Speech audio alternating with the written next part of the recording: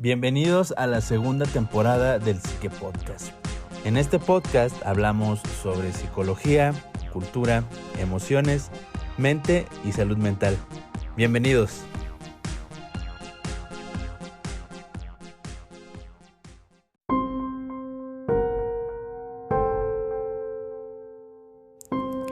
Bienvenidos, yo soy la psicóloga Diana Ortiz y estamos en nuestra segunda temporada del Psique Podcast. Este es nuestro episodio número 9 y, como saben, toca análisis de personalidad.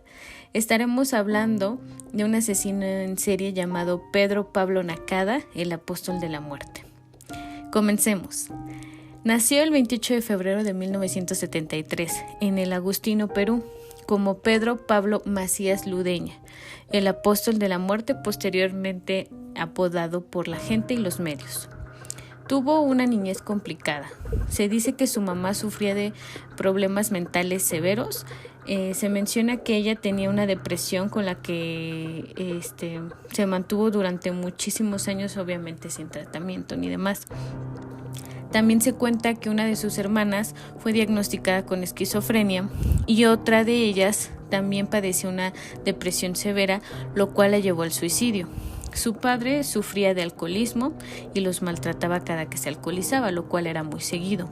A esto se suma que él relata que sus hermanos mayores solían someterlo, humillarlo, maltratarlo.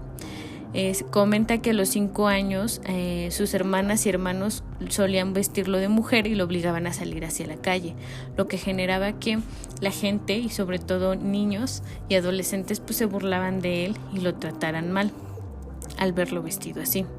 Él es el tercer hermano de 9 y básicamente en el colegio, en la escuela, las cosas no eran diferentes, él era un niño muy callado, introvertido, sumiso.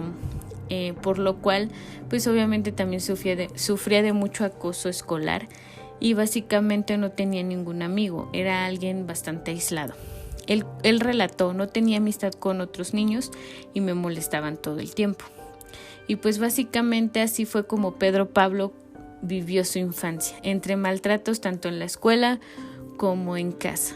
Y no había ninguna persona que le generara protección, afecto ni demás cosas, que obviamente se requiere para tener no solo una infancia feliz, sino un buen desarrollo en muchos aspectos.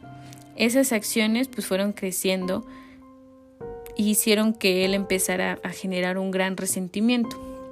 En un principio, la manera en la que se desahogaba o también mostraba algo de todas las secuelas del maltrato que recibía, era que él comenzó a maltratar y a matar animales. Dice que comenzó matando gatos y perros, pero poco a poco fue buscando otro tipo de especies y también las terminaba torturando, mutilando y matando. Él relata: es mala, mi familia es mala. Mis padres siempre peleaban, se insultaban mucho, mi papá le pegaba mucho a mi mamá, yo me escapé de la casa, pero volví por no tener dónde comer. Mi hermana me violó, ella era mayor. Mi hermano me obligó a hacerle una felación cuando yo tenía 6 años. Hay gente que no me cree, yo no lo olvido. Yo no olvido lo que viví. Fueron algunas de sus confesiones cuando la policía lo entrevistó después de que lo aprendieron. Cuenta que cuando tenía también 4 años de edad, sus hermanos lo acusaron de haber matado a la mascota que tenían y como castigo abusaron sexualmente de él. Pedro dice: odio a los homosexuales. Él obviamente se dirigía hacia los homosexuales con palabras, obviamente con adjetivos descalificativos. Cuando yo era niño, mis hermanos me violaron porque creían que yo había matado a una perra que teníamos y que además estaba preñada. Juro que yo jamás le hice nada al animal.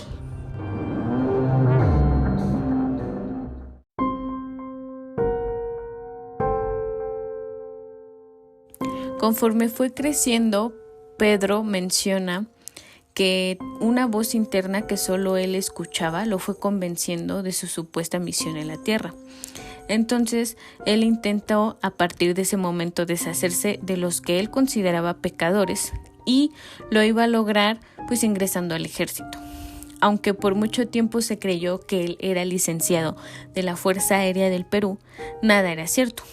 Ocurrió que en 1990 ingresó a las Fuerzas Armadas como voluntario para tener algo de autoridad y, como les decía, para eliminar a los enemigos de Dios, que esa era su misión principal. Pero 2 meses después de su internamiento como voluntario en el ejército, en las Fuerzas Armadas, pues Ludeña fue expulsado debido a los resultados mostrados en sus pruebas psicológicas y psiquiátricas. Básicamente comenzaron a prestarle más atención a él durante el tiempo que estuvo con ellos, cuando les llegaron rumores de que él expresaba que escuchaba la voz de Dios y que creía que todos los pecadores merecían morir. Es por ello que deciden básicamente sacarlo de la Fuerza Armada, pues porque mentalmente no era estable y pues básicamente pues ya representaba un peligro. Estos estudios que le hicieron demostraron que el futuro apóstol de la muerte pues tenía tendencias psicópatas y pues obviamente era un peligro para la sociedad. Además de entrenarlo en el manejo de armas, o sea, mientras le hacían las pruebas y era voluntario antes de que lo expulsaran, él fue entrenado en el manejo de armas y pues obviamente hizo que la amenaza fuera más fatal y más latente. Cuando lo echaron del cuartel, quiso matarse y tardó casi 1 año en recuperarse, relató un primo de él. Ahora, aquí abrimos un paréntesis. Desconocemos qué pruebas se le hicieron. Perdón, es que me tocó cuidar al terapeuta.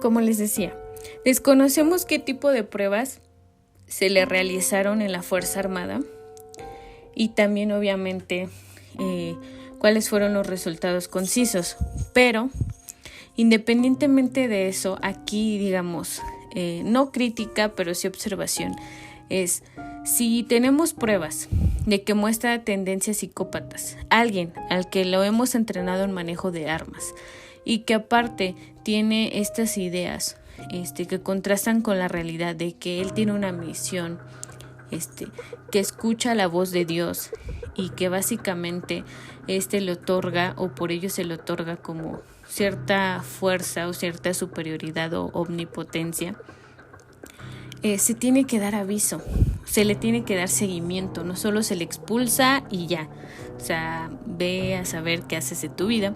Digo, esto en general suele ser huecos que hay tanto en instituciones de gobierno como privadas respecto a cuando reclutamos personal, capacitamos personal, pero también precisamente para evitar los potenciales asesinos y potenciales actos que obviamente terminan, por ejemplo, convirtiendo a alguien en un asesino en serie, dándole persecución por meses, incluso por años, etcétera, ¿no?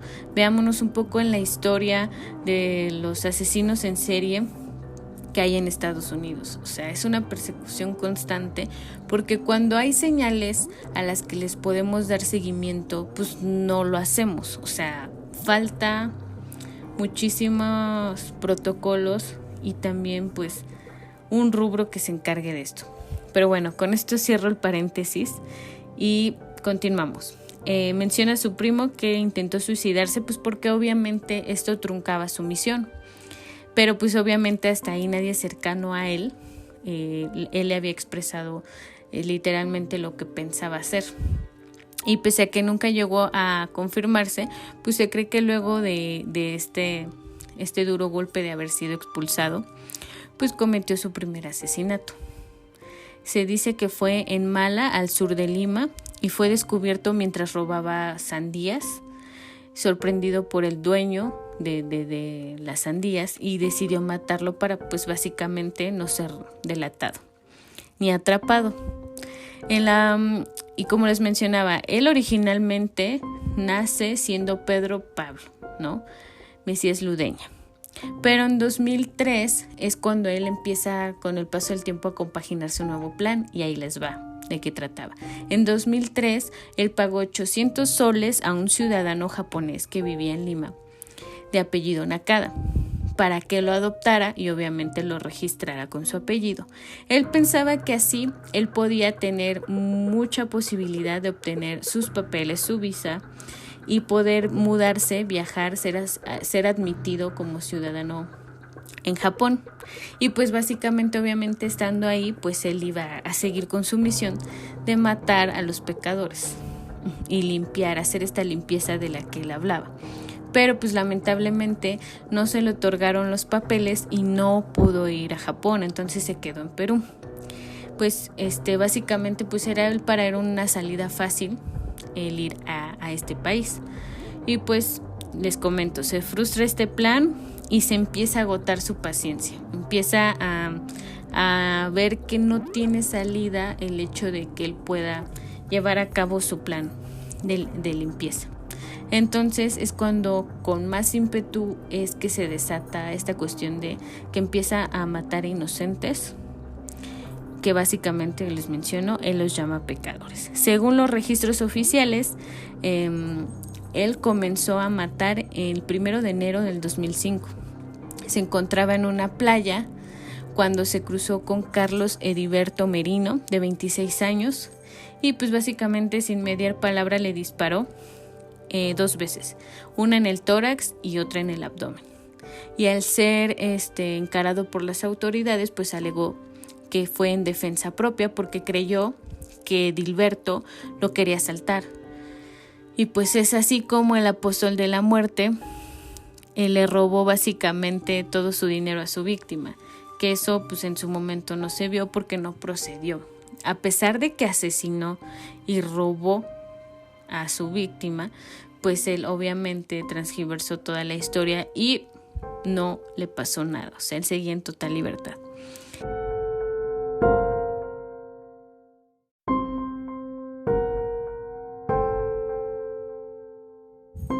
Aproximadamente le tomó a la policía 2 años realizar investigaciones y dar con Pedro Pablo como sospechoso. Después de que, según a palabras de él, mató al menos a 25 personas, pero dijo: yo no soy un criminal, soy un limpiador, he librado a la sociedad de homosexuales y vagabundos. Esto lo repetía constantemente en los interrogatorios.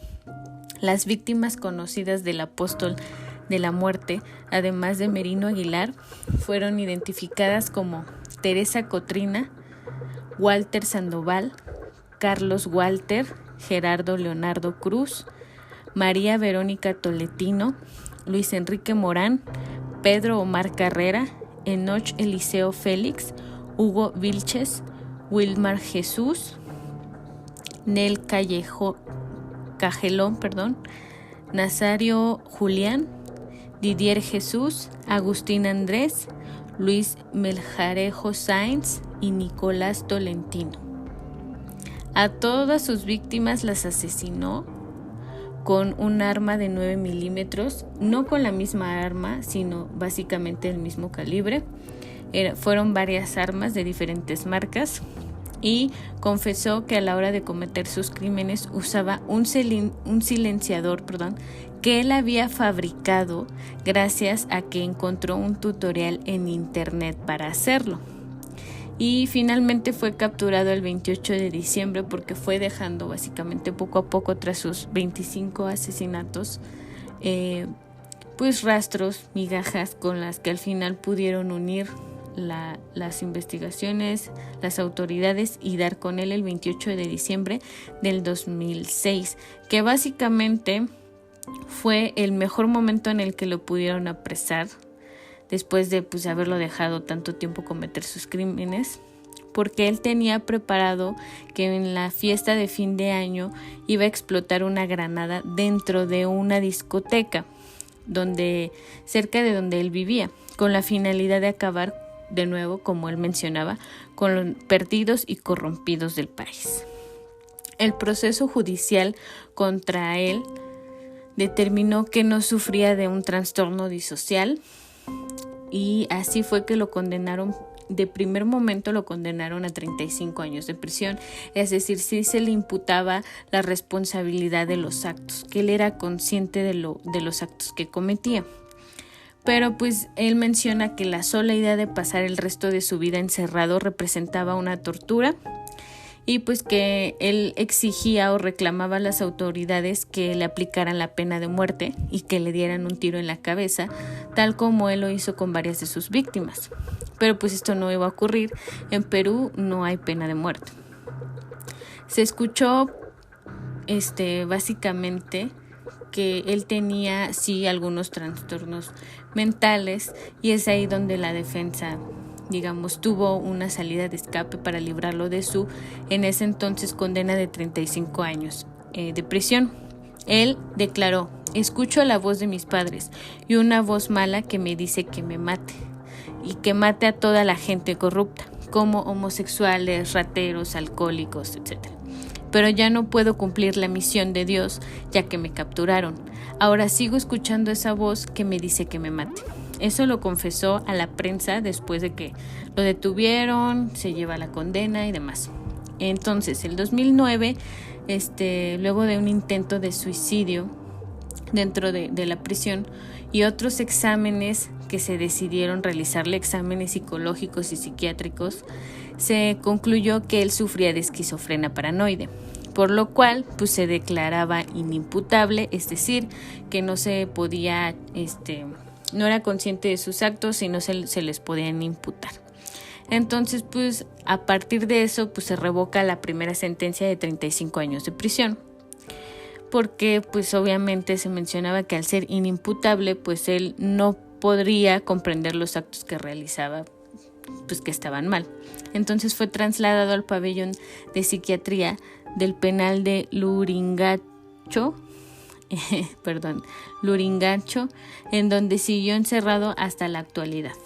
O sea, ese es el dato que se tiene, que él sigue encerrado en el pabellón psiquiátrico y esperemos que más adelante pues no sea no se dé la oportunidad en la que él de nuevo pueda reabrir su juicio y obviamente se le pueda, por alguna cuestión, algún apartado, se le pueda dejar libre. Si salgo libre, continuaré con mi misión de limpieza. Entonces, pues esperemos que no salga, que no lo haga. Y bien, a continuación estaremos hablando sobre el análisis psicológico, el análisis de su personalidad.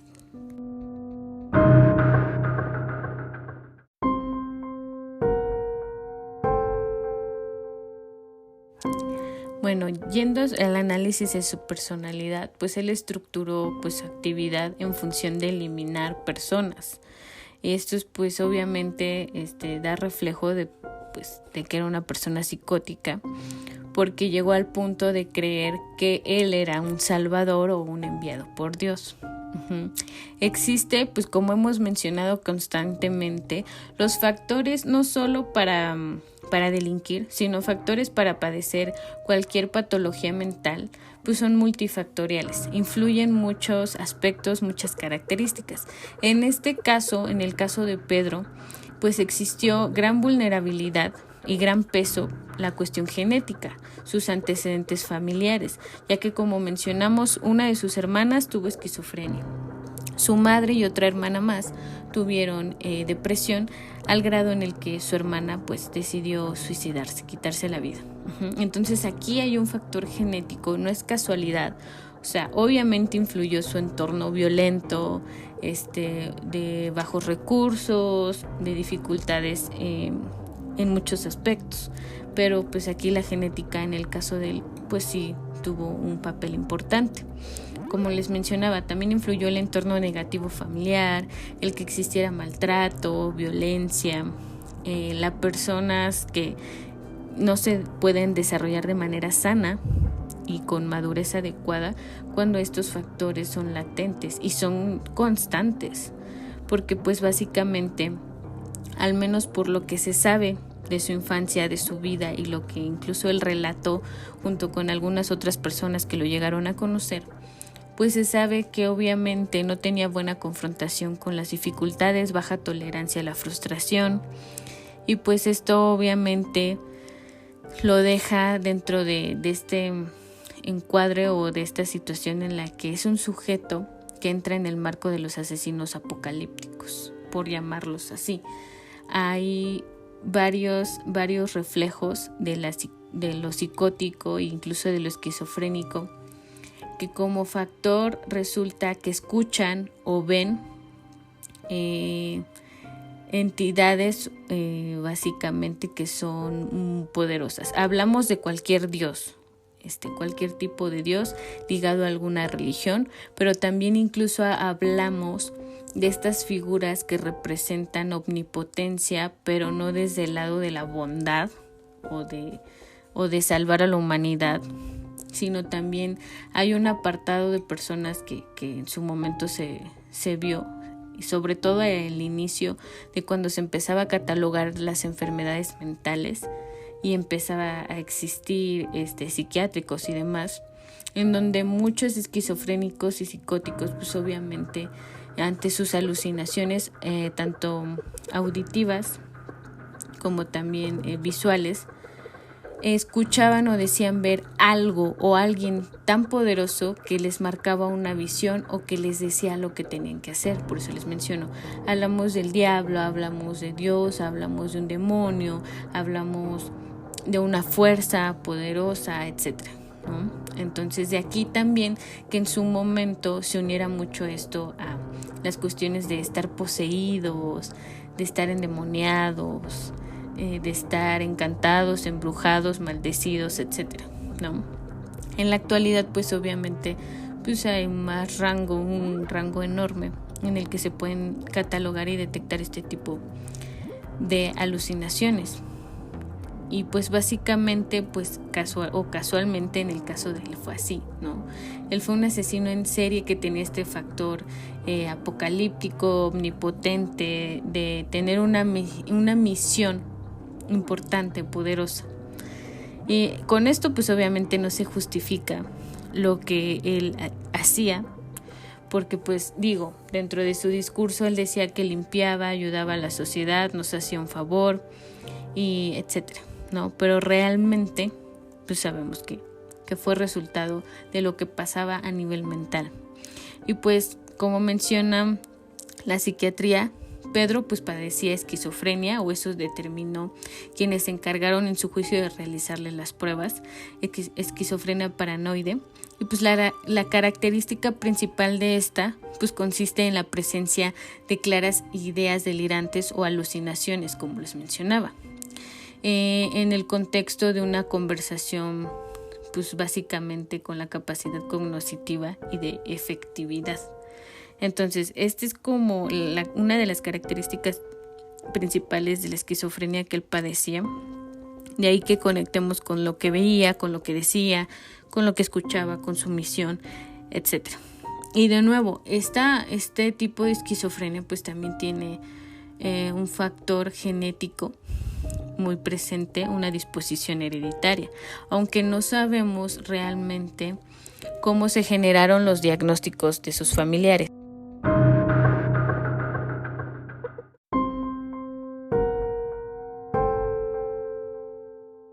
Pues porque se sabe que sus hermanas y su mamá padecían alguna enfermedad mental, pero no tenemos el antecedente de cómo es que se supo eso. Si en algún momento llegaron a tener tratamiento o asesoría profesional. Entonces, también el otro factor, como les decía, pues es el ambiental, su entorno, que estaba lleno de violencia, agresiones, malos tratos, humillaciones, abuso de muchos tipos, pues obviamente hizo que sus conductas se volvieran así, ¿no? Pedro veía pues la violencia pues ya normalizada dentro de su ambiente. Entonces, pues básicamente desde que él se vive como infantes este tipo de situaciones empieza a ver esta cuestión de deshumanizarnos, de hacernos insensibles a la misma violencia y a los mismos actos que obviamente ya experimentamos y que obviamente van a dejar un trauma, una marca profunda, no solo en nuestra psique, sino también incluso en nuestro cuerpo. Entonces, se concluye pues, que la característica que identifica a los asesinos en serie también, antes y después de sus crímenes, pues son los motivos o los actos que los hacen cometer esto. Aquí otro factor que también, si ustedes saben, son cercanos al tema, es que la mayoría de los asesinos en serie en su infancia pues mostraron cierta crueldad hacia otros seres vivos antes de obviamente ejecutarlo con un humano. En este caso pues eran principalmente animales. Entonces Pedro también presenta esto, ya que en su infancia torturó, mató a muchos animales y pues obviamente pues tuvo una sexualización muy temprana. También está el factor de que suelen ser los asesinos en serie organizados o desorganizados. En el caso de Pedro pues básicamente fue una combinación de ambas. Al principio pues tuvo mucha organización, tanto que él se limitó a ejecutar sus crímenes con arma de fuego únicamente. O sea, en algún punto si tenía que recurrir a someter, a golpear, a usar la fuerza física, lo hacía. Pero, su modus operandi siempre incluía un arma de fuego del mismo calibre siempre. Al grado en el que empezó a planificar cómo iba a ejecutar su misión, básicamente sus crímenes, que fue a través de entrar a la Fuerza Armada. Este plan se frustró y continuó con el plan B, que era poder migrar a Japón. También se frustró y así es que decidió hacerlo en donde estaba, bajo las condiciones que en las que estaba, ¿no? Entonces él tuvo tanta organización al grado en el que él fabricaba artefactos a través de tutoriales, investigaba, se informaba, conseguía el material precisamente para que al momento de cometer sus crímenes, pues obviamente no hubiera dejado pistas y no fueran tras él. Obviamente la desorganización va a partir de que su misma misión, la voz que escucha y las órdenes que él menciona, que le dicta la voz de su cabeza, hacen que poco a poco pierda la paciencia, cometa errores, deje pues básicamente pistas hasta el momento en el que por fin se da con él. Y porque también se tenía el antecedente que en el momento en el que estaba como voluntario en la Fuerza Aérea, él sí públicamente mencionaba cuál era su misión y que la escuchaba a través de una voz que únicamente le hablaba a él. Entonces obviamente una cuestión así no pasa de ser desapercibida para todos. Y pues se debe pensar, o coloquialmente se piensa, que la esquizofrenia se vincula frecuentemente pues a la violencia. Si bien hay una asociación entre ambas, menos del 10% de la violencia social experimentada es atribuible a la esquizofrenia. El riesgo de violencia de los pacientes con esquizofrenia es mayor si hay consumo de drogas, trastornos de personalidad, historia de violencia, ideas paranoides, alucinaciones auditivas, impulsividad y circunstancias sociales desfavorables. Entonces, aquí no era tan latente que por el hecho de tener esquizofrenia, Pedro se tornara violento y se volviera un asesino en serie. Pero el resto de factores de riesgo que potencializan esto estuvieron presentes en el caso de él, si se dan cuenta. No tenemos totalmente la certeza de si consumía algún tipo de sustancia, si tenía alguna adicción, pero obviamente aquí hay una cuestión de trastornos de personalidad, su historia con la violencia, con el abuso, sus ideas paranoides y sus alucinaciones y delirios. También su impulsividad, su baja tolerancia a la frustración y obviamente las circunstancias desfavorables para él. Desde que era pequeño vivió en circunstancias de pobreza que obviamente continuaron, a lo mejor no al mismo grado, pero él no era una persona pudiente, no era una persona que contara con muchos recursos económicos. Entonces, si se dan cuenta, los factores de riesgo se presentan, aumentan y detonan. El riesgo también de violencia aumenta si se abandona el tratamiento o están presentes síntomas psicóticos. Les mencionaba, en este caso, Pedro jamás recibió un tratamiento ni un diagnóstico oportuno. Aquí también hablamos pues de estas circunstancias sociales desfavorables, que es cómo acceder a la atención pública en los sectores de salud. O sea, es complicada, en Latinoamérica es complicada, es cara, es como en su momento lo veíamos, para muchos a veces es un privilegio, es un lujo. Y pues cuando la violencia ocurre o se detona, esta se dirige hacia personas de nuestro entorno. Llámese familia, llámese amigos, esas suelen ser las principales víctimas. Pero después en el caso de los asesinos en serie, o en el caso específico de Pedro, pues realmente las víctimas terminaron siendo personas que en su momento bajaron la guardia y que obviamente él las vio vulnerables para agredirlas, atacarlas y finalmente terminar con su vida. Entonces se analiza la responsabilidad criminal y la respuesta del sistema a la violencia pues cometida por estos pacientes. Entonces, si se dan cuenta, el tener esquizofrenia no es sinónimo de que se va a ser violento, peligroso, se va a volver un asesino, etc. Les repito, hay múltiples factores que potencializan esto, que lo detonan, y también hay otros que lo disminuyen. Entonces, aquí los papeles forenses en el caso de Pedro pues desempeñaron un papel muy importante, no solo cuando le realizan 2 estudios psicológicos, uno que lo imputó sobre sus crímenes y le dio 35 años de prisión, sino también cuando le revocan esta sentencia y lo hacen inimputable, y básicamente pues tiene que pasar el resto de su vida en un psiquiátrico. Ni siquiera sabemos cómo es el seguimiento o tratamiento que lleva ahí, ¿no? Entonces, y también, como les mencionaba anteriormente, pues el factor de cuando en la Fuerza Armada hubo un filtro en el que se le realizaron pruebas, se vio síntomas de esto y no se hizo nada al respecto, ni se le comunicó a nadie, ¿no? Entonces, esta es la importancia de estos filtros o instancias que se encargan en su momento de esto.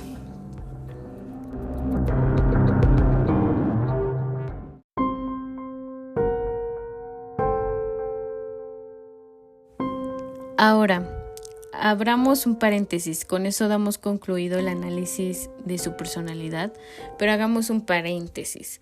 Les mencionaba que Pedro era el tercer hermano de 9. Su hermano menor, llamado Byron Jonathan, fue hasta cierto punto muy cercana a la historia, y aquí se van a dar cuenta, esto es como una extensión de la situación, aquí se van a dar cuenta cómo el factor genético y el ambiente de violencia en el que crecieron fue tan grande, tan intenso.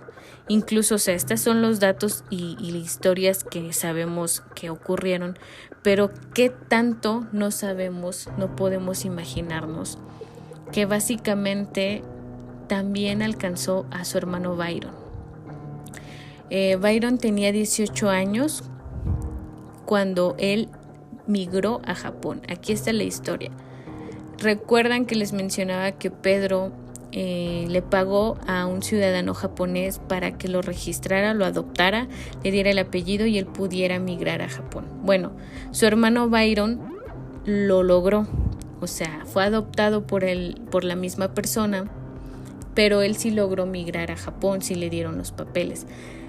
Desconocemos específicamente cómo fue o cuáles eran inicialmente sus intenciones de migrar, si seguía a su hermano únicamente, porque se menciona que Pedro tenía bastante influencia sobre Byron, ¿no? Entonces supongo que hasta cierto punto lo imitó, lo arrastró a la situación, Pero de nuevo, todos esos factores en los que crecieron, el factor hereditario, ambiental, educación, salud, bienestar, etcétera, detonaron en ellos dos básicamente la misma situación. O sea, a los 18 Byron viaja a Japón, y su nombre fue básicamente mediático en el país, ya que el 14 de diciembre del 2015, una década después de que su hermano mayor comienza a matar, él ingresó a una vivienda en Japón y mató a una pareja. Se le imputan 6 asesinatos en Japón, entre ellos están 2 ancianos y 2 niñas de 10 y 7 años de edad.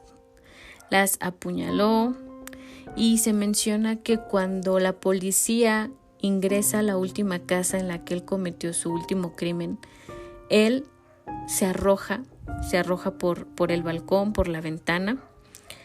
No fallece, pero sí tiene heridas serias. Pero una vez que se recupera en el hospital, se le lleva a juicio. Las autoridades japonesas pues le atribuyen la muerte también de una señora, de una mujer de 85 años, cuyo cadáver fue encontrado en su residencia y en donde a pocas cuadras vivía Byron.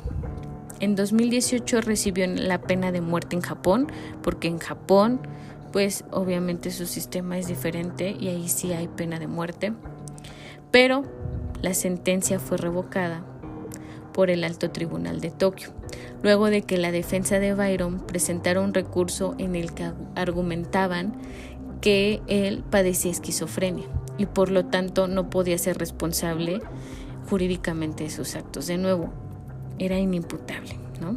Entonces, se dan cuenta, o sea, es la misma historia dentro del mismo núcleo familiar, 2 hermanos que aunque estaban en diferentes lugares, diferentes países, a kilómetros, al final su realidad, su infancia, su vida, sus traumas y todos los factores que contribuyeron los alcanzaron, lo detonaron y finalmente se volvieron asesinos en serie. Si les gustaría que profundizáramos en el caso y en el análisis de Byron, háganoslo saber para que realicemos un episodio exclusivamente de él. Y díganos, ¿qué les pareció este episodio? Es muy interesante, ¿no? No sé, cuéntenos en los comentarios si ya habían escuchado sobre este caso del apóstol de la muerte. Tal vez si eres de Latinoamérica, sí lo habías escuchado en algún punto, pero cuéntenos si sabían que Byron, el hermano de Pedro, terminó asesinando también, de igual manera como él. Y pues bueno, eso es todo de mi parte. Vamos con las recomendaciones de Alberto San.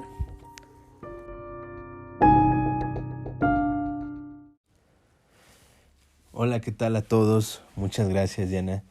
En esta ocasión tomé la decisión de recomendarles algunas piezas musicales de la misma nacionalidad del personaje de este Psique Podcast,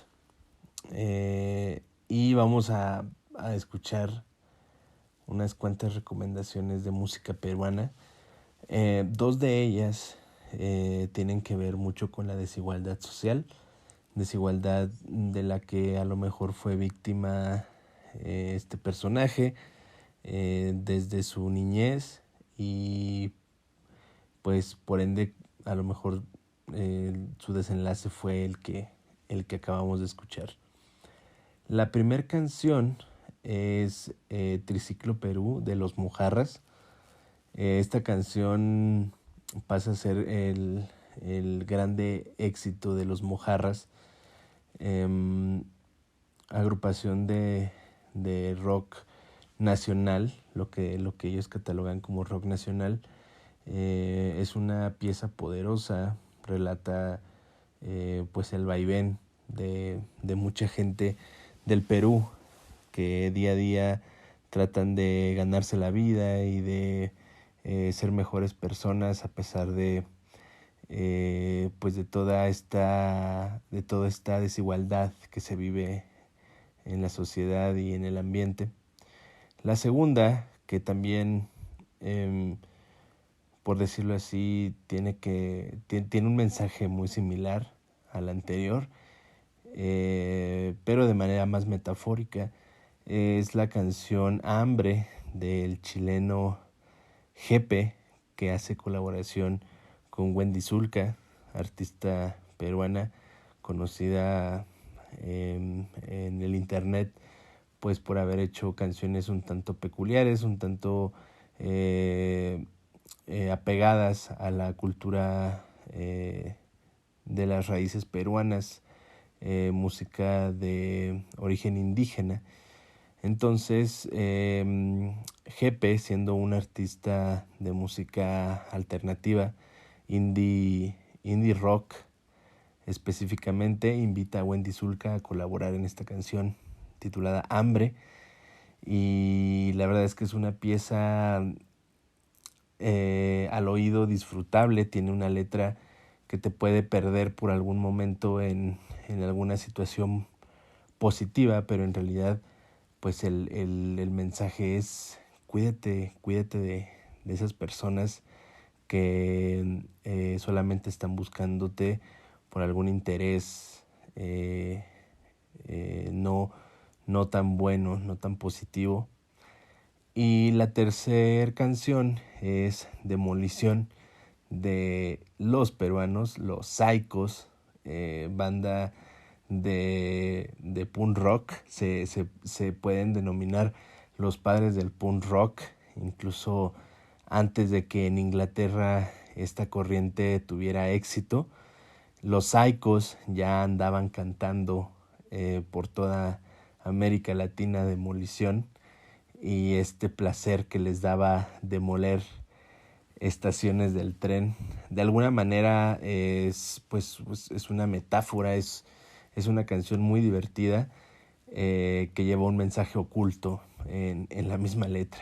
Esta canción ha sido cobereada por bandas mexicanas como Los Tacapulco. Yo en lo personal, yo conocí la canción gracias a Los Tacapulco, gracias a que los vi en vivo en un Vive Latino, y juraba que era una canción de ellos, hasta que después conocí un poco más de toda la cultura de la música peruana y toda esta corriente que nació a mediados de la década de los 60. Y pues bueno, en realidad estas son mis recomendaciones semanales para este episodio. Me encantó mucho revisitar algunos discos y algunas canciones que ya tenía un poco perdidas, pero como siempre es un placer ponerlas a prueba con ustedes, ponerlas a competir de alguna manera entre el gusto de ustedes, nuestros oyentes del Psique Podcast. Y bueno, Diana, no sé si te gustaría agregar algo para cerrar el episodio número 9 de este Su Psique Podcast. Pues como siempre, gracias por escucharnos. Los esperamos dentro de 15 días para el nuevo episodio. Coméntenos qué les pareció este análisis de personalidad y compártanlo. Pues nos vemos ahí en las redes sociales. Recuerden seguirnos, estamos como @psiquepedia en Instagram. Y pueden también encontrar en esa biografía de Instagram, pueden encontrar un link que los va a enviar a distintos medios de comunicación directa, tanto con Diana como con su servidor, por si quieren dejarnos algún comentario, por si quieren hacernos alguna sugerencia, todo es bienvenido. Así que nos vemos hasta la próxima. Bye bye.